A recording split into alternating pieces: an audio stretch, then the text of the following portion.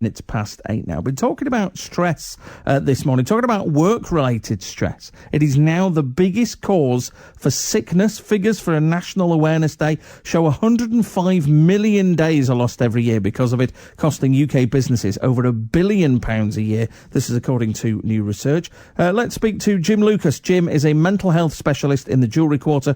Joins me in the studio. Jim, good morning. Good morning. How do we define stress then? How easy is it to diagnose?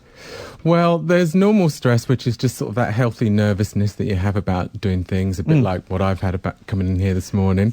And then there's this sort of prolonged stress, which is where your stress levels don't come down like they should be once, you know, a nervous event has passed. And the prolonged effect of that then starts to cause problems like sleeplessness, poor concentration, poor memory, irritability, and kind of losing your temper more easily. Well, and so what is it that you're seeing are the main complaints from people then? Maybe that they're just not managing their time well at work, that they're spending too long there. There might be the pressure to get more done in less time.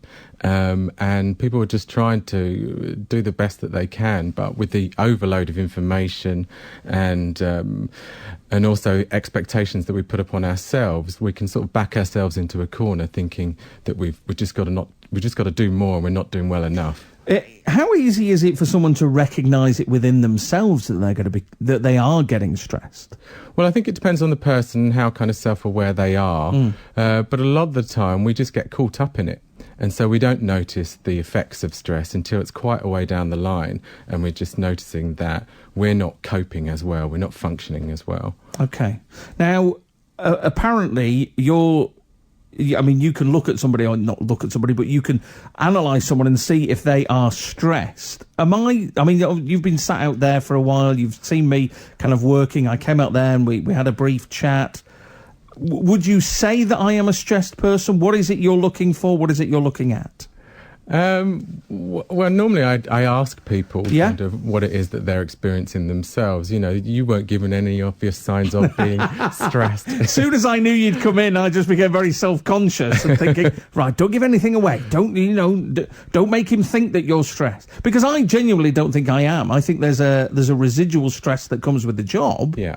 But I don't think that stress is something that I'm constantly dealing with. But as we've said, not everybody recognises it in themselves until, it kind of gets too big for them, really.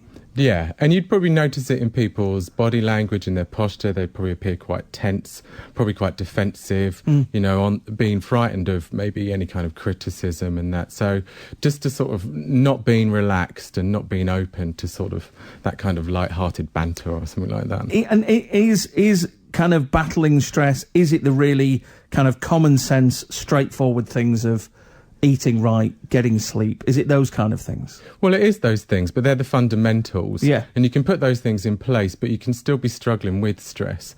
And so it's much more about understanding how your mind can get in the way of you recovering properly. So often we get lost in thought. We're an automatic pilot a lot of the time, trying to juggle different things, multitasking, and we can set quite rigid rules for ourselves, unbeknown to us in our own minds. Like we can never make mistakes, or we can be really worried about things going wrong, and so we need to learn how to manage our minds so that it can allow us to actually be more who we want to be in the different areas of our life. So it's about becoming psychologically flexible, which is sort of technical thing we use. And if someone's listening this morning, maybe they're thinking, you know what, I think I'm very stressed, or thinking that their partner's very stressed.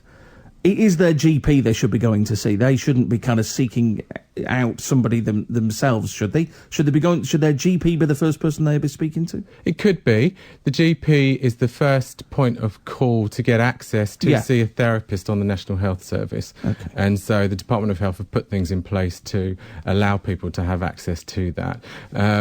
Now that I think exists to different degrees in different places of the country. There are other options. People can seek out therapy through charitable organisations, or they can seek it out privately. Jim, it's been a pleasure and fascinating to speak to you. Thanks very much for coming in. Thank you. Hopefully we've reduced your stress now that stressful moment's over. Jim Lucas, mental health specialist in the Jewellery Quarter. You've been getting in touch about this, and as we say, and I know there's been a little bit of lightheartedness and a little bit of flippancy with this morning.